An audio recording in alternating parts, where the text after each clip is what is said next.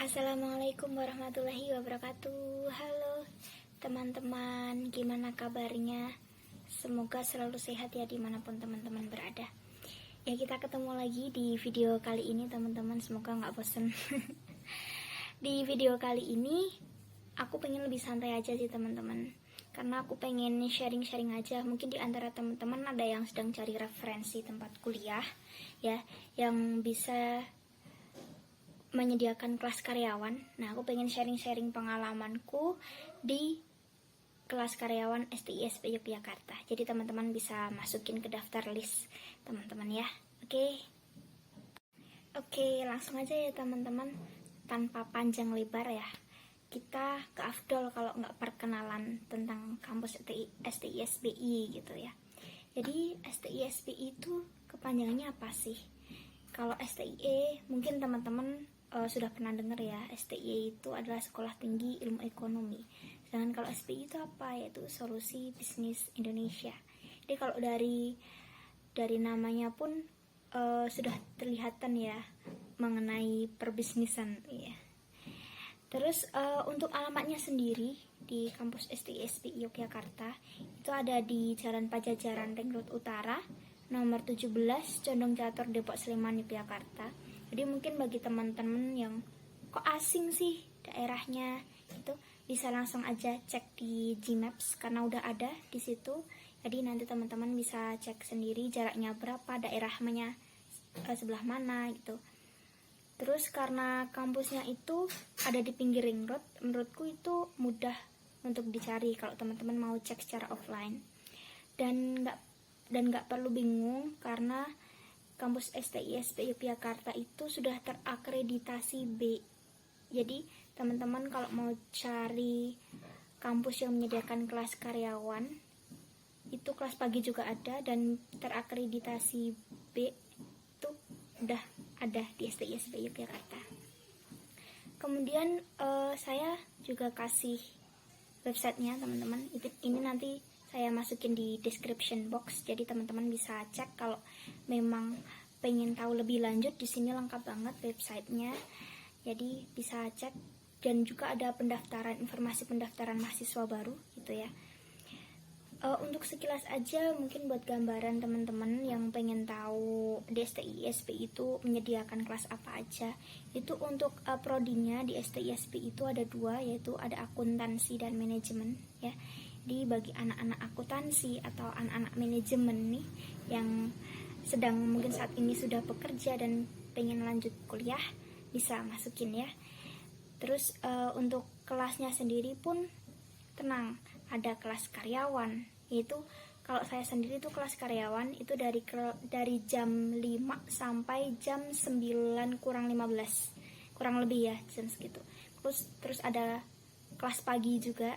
Kalau teman-teman memang pengen masuk kelas biasa ada.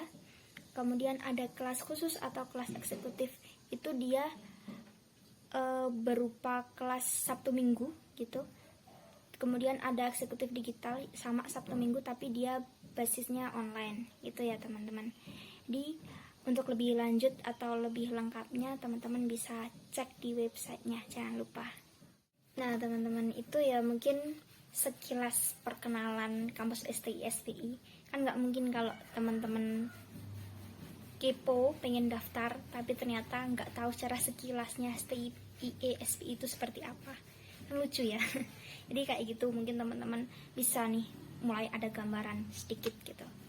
Kalau pengen tahu lebih lanjut jangan lupa pokoknya cek website resmi STISPI. Oke, mungkin karena itu perkenalan ya, aku pengen cerita-cerita aja sih, kayak kok aku bisa di STISP Yogyakarta gitu, pengalamanku kuliah sambil kerja tuh gimana sih gitu. Atau mungkin teman-teman, aku sebenarnya juga pengen nih kuliah sambil kerja, tapi itu banyak pertimbangan A, B, C segala macam. Aku sempet kayak gitu sih teman-teman. Gak apa-apa, itu menurutku normal sih, kegalauan anak-anak muda. Jadi sebenarnya di awal itu aku lulus dari sekolah kejuruan kejuruan waktu itu aku di kelas administrasi perkantoran ya. Jadi lulusnya tahun 2017. Kalau dibilang ketuaan sih, ya emang udah tua. Tapi nggak apa-apa, yang penting pede ya. Jadi teman-teman yang lulusan udah lama gitu, pengen tetap kuliah, it's okay, kuliah aja, gak masalah. Oke, back. Jadi 2017 lulus kan ya aku waktu itu sempat ini teman-teman, daftar SNM. Aku juga ikut tuh SNMPTN, SBMPTN. Ya aku ngerasain belajarnya SNMPTN itu seperti apa, beli buku buat belajar lulus di SNMPTN gitu. Tapi ternyata ya belum rezeki. Dari ujian-ujian itu ternyata aku belum ada yang lulus. Dan akhirnya setelah lulus kuliah, biasalah anak lulusan baru ya, yang pasti adalah cari kerja. Akhirnya aku cari kerja. Waktu itu ada teman satu desa aku ini, dia ditawarin sama temennya lagi kalau ada info lowongan. Tapi ternyata temanku yang satu desa ini, dia kan udah kerja tuh, jadi dia nggak bisa keluar gitu. Akhirnya dia lemparin ke aku, katanya ada lowongan di sini gitu, dari si A gitu kan. Akhirnya ya udah coba aja gitu, masukin. Waktu itu aku diantar sama my love father itu, terus sampai di sana, akhirnya wawancara segala macam. Alhamdulillahnya masuk waktu itu, dan aku memutuskan buat keluar di pekerjaan yang lama dan aku masuk di pekerjaan yang baru, menyesuaikan lagi. Udah kerja. Kan aku di awal memang dari lulus tuh pertamanya pengen kuliah teman-teman, tapi karena itu tadi tidak lulus dan belum rezeki, akhirnya memutuskan buat kerja. Di pikiranku kalau kerja ya udah nggak apa-apa, besok kalau pengen kuliah ya kuliah gitu kan. Itu aku masih 2017. Akhirnya 2017 udah mulai kerja sampai di tahun 2019. Kan kalau kata orang-orang tuh biasanya bilang gini, kalau orang udah megang uang atau udah ngerasain kerja, dia tuh bakalan lupa kalau dia pengen kuliah. Pernah denger nggak? Kalau aku pernah kayak gitu. Aku pikir kan juga karena udah bertahun-tahun ya, dari lulus kuliah 2017 sampai 2019, aku pikir rasa aku pengen kuliah tuh juga akan hilang gitu. Tapi ternyata aku salah, karena di setiap aku lihat teman-teman aku yang misal satu angkatan sama aku dulu, lulusan 2017, dan mereka itu sudah mulai lulus kuliah, sudah mulai bingung update skripsi, itu kayak kok aku pengen gitu. Akhirnya ya udah gitu, kayaknya aku memang harus kuliah gitu. Ya udah, kalau aku pengen kuliah, oke, mari kita kuliah. Akhirnya waktu itu beberapa orang tuh sempet sekilas kayak nyaranin gitu, kampus A nih bagus gitu buat kamu yang semisal pengen kerja sambil kuliah. Memang ini adalah tempat yang disediakan buat orang-orang yang kuliah sambil kerja gitu. Akhirnya aku ya udah deh, karena banyak yang informasikan kayak gitu kan, aku memutuskan buat cari informasi. Dan ada teman aku dulu itu satu kelas, dia itu juga kuliahnya di universitas tersebut. Akhirnya aku sharing lah sama dia, pembelajarannya modelnya seperti apa, pembayarannya seperti apa. Dan tanpa babi bu, akhirnya aku daftar waktu itu. Udah sempat ke kampus, daftar offline juga, kemudian penyerahan berkas, kemudian juga udah pembayaran waktu itu, dan sudah pengambilan modul, pengambilan alma mater. Dan di sini titiknya, sayang banget aku sebenarnya udah masuk kelas ya, sebenarnya udah ada tuh jadwalnya segala macem, modulnya udah ada di tangan, ternyata akunya meleot. Ternyata aku nggak cocok sama sistemnya kampus tersebut gitu. Aku nggak bisa mengikuti ternyata, karena mungkin di pikiranku masih terpatri ya, karena dulu terakhir sekolah SMK, jadi pengennya tuh kuliah ya masuk kelas kayak sekolah biasa gitu. Ternyata yang sebenarnya yang lebih mudah, yang lebih fleksibel kalau disambi kerja itu, ternyata aku malah nggak bisa mengikuti gitu. Akhirnya waktu itu berjalan berapa, nggak sampai 1 bulan juga udah aku putusin buat kalau nggak bisa ya udah gitu. Udah aku akhirnya nggak lanjut lagi. Ya udah aku vakum. Aku pikir ketika aku udah mutusin buat selesai, ya udah aku nggak bakalan kepikiran lagi buat kuliah. Pikiranku itu kan tahun 2019 teman-teman aku daftar di kampus tersebut. Setelah itu vakum, dan ternyata aku salah. Di waktu-waktu berikutnya ternyata aku masih pengen kuliah. Ya udah, tahun 2020 ternyata ada di salah satu, jadi dulu itu emang ada lulusan dari STI/SBI di tempat satu desa sama aku gitu. Tapi waktu itu aku belum kepikiran kalau mau ke sana gitu, karena kan belum tahu ya gitu, belum tanya-tanya gitu. Akhirnya aku putusin karena aku pengen kuliah lagi. Aku pengen tanya-tanya sama dia gitu, pengalaman di STI/SBI itu gimana gitu. Akhirnya aku sempat tuh sharing-sharing mengenai STI/SBI, dan akhirnya oke lah, aku mau daftar. Aku pengen coba lagi, dan karena emang ini kayaknya kampus yang bisa bantu aku gitu, karena aku pengen kuliah sambil kerja gitu kan. Ini aku masuk, aku daftar, terus PKKMB itu tahun 2020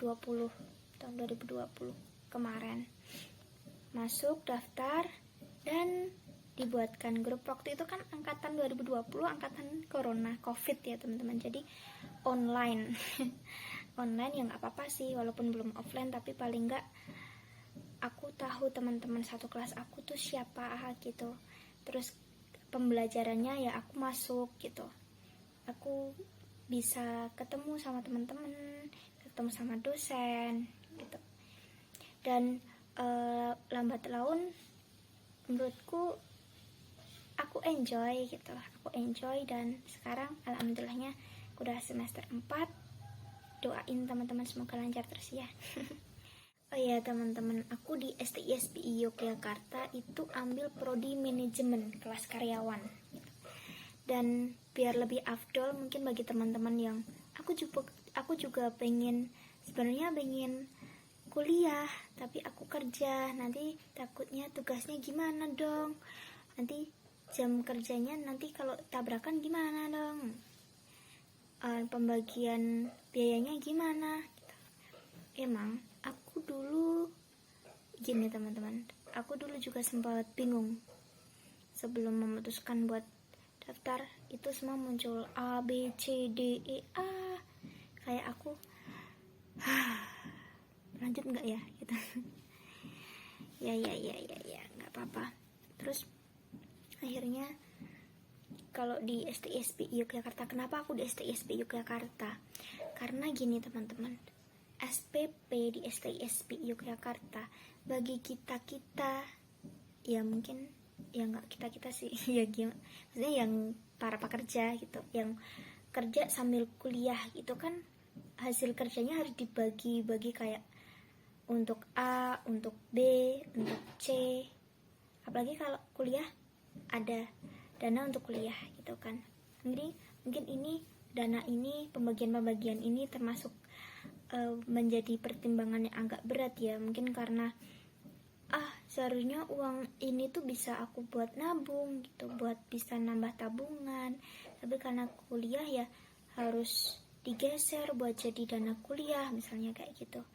Tapi di STSB Yogyakarta memang pendanaan itu memang harus dipertimbangkan teman-teman. Tapi di STSB Yogyakarta untuk biaya SPP-nya itu menurutku masih bisa dijangkau bagi yang memang bekerja pengen sambil kuliah gitu. Untuk lebih detailnya nanti teman-teman bisa cek di website atau teman-teman bisa chat atau hubungin CP yang tertera ya di website gitu. Pokoknya nanti bisa tanya-tanya aja gitu. Nah itu terjangkau karena aku pun juga merasakan gitu, aku masih bisa mengeluarkan dana tersebut buat perkuliahan gitu. Nah, selain dari segi SPP-nya ya yang terjangkau, itu ternyata untuk pembelajarannya pun juga menarik teman-teman. Karena kan online ya. Di online tuh kita pakai sejenis portal e-kampus namanya. Jadi di portal itu nanti materi dari Pak dosen, Bu dosen nanti di-share di situ. Nanti kita tinggal download.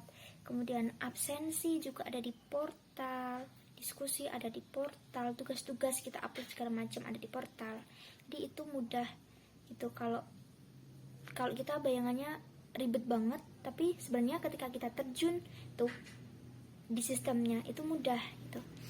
Dan untuk tugas-tugasnya gimana gitu, takut kalau cuman kuliah tapi nggak bisa ngerjain tugas karena nggak ada waktu. Don't worry, jangan cemas teman-teman, karena sepengalamanku gitu, kalau kita kan kerja sama kuliah kan otomatis kita harus bagi-bagi waktu, mana jam kerja, mana jam kuliah gitu. Jadi ketika kita dikasih tugas, Pak dosen sama Bu dosen tuh mereka sudah mengetahui, memahami kalau para mahasiswanya adalah juga seorang pekerja. Jadi ketika mereka itu memberikan tugas akan memberikan estimasi waktu yang agak renggang. Misalnya ketika tugasnya di upload tanggal 1, ditugaskan tanggal 1, nanti pengumpulan bisa di tanggal 3, tanggal 4, atau bahkan sebelum pertemuan di minggu berikutnya gitu. Jadi buat teman-teman itu yang benar-benar padat merayap jam terbangnya, it's okay, kita bisa nih sedikit-sedikit menyicil tugas tersebut gitu. Jadi gitu teman-teman, udah SPP terjangkau, kemudian pembelajaran mudah, ada e-kampus itu, kemudian tugas-tugas kita bisa kerjakan nyicil, maksudnya nggak dadak. Kalaupun dadak, ini teman-teman, ada senggang waktu jam. Misalnya kita diberikan jam, misalnya kita dikasih dari jam 8 misalnya gitu, tapi nanti untuk pengumpulannya bisa diberi waktu. Jadi nggak dari jam 8 nanti jam 9 kumpul atau jam 10 kumpul, tapi bisa di maksimal sampai jam 12 misalnya kayak gitu. Jadi kita ada waktu untuk mengerjakan dan menelaah kembali gitu teman-teman. Dan untuk pembelajarannya menurutku enjoy, mudah, kita bisa via Zoom, kemudian ada Google Meet, ada Google Classroom, ada via WA Group, ada YouTube video segala macam. Pokoknya menarik. Dan kita itu, kalau pengalamanku ya, di semester 4-3 kemarin kita akan lebih dipush untuk presentasi teman-teman. Jadi kita akan tahu bagaimana sih jadi presenter yang baik dan benar gitu. Jadi kita itu dididik, selain ada ilmu ya, ada karakter seperti itu. Pokoknya bisa dicoba deh kalau teman-teman cari referensi tempat kuliah dan prodi manajemen ya. Pokoknya harus masukin daftar list STSBI Yogyakarta, dan kalian cari karyawan bisa, karena emang bener-bener bisa membantu kita banget. Kita bisa ya fokus kerja ya fokus kuliah. Yang penting adalah kita pintar-pintar membagi waktunya gitu. Oke. Nah gitu teman-teman, mungkin pengalamanku selama di STISB Yogyakarta Prodi Manajemen ambil kelas karyawan seperti itu. Jadi teman-teman udah mulai bayangan ya, kalau di depan tadi bayangannya perkenalan STISB Yogyakarta, kalau sekarang kita udah dapat lebih ke dalam lagi pembelajarannya itu seperti apa gitu. Jadi teman-teman bisa mulai ada gambaran ya gitu. Jadi gini pokoknya kalau teman-teman pengen cari alternatif solusi buat teman-teman kuliah sambil kerja, bisa ke STISB Yogyakarta ya. Oke, dan kita baru ada pembukaan baru, jadi teman-teman bisa cek websitenya gitu, dan ayolah join gitu, siapa tahu kita bisa ketemu ya. Bisa terkhusus buat teman-teman yang cari manajemen ya, karena nanti di kelas manajemen tuh banyak banget pelajarannya, juga umum gitu. Jadi pelajarannya jadi selain manajemen kita juga ada akuntansi juga dapat, walaupun sekilas sebagai pengantar, tapi bisa lah menemani kita di bidang manajemen bekal kita gitu.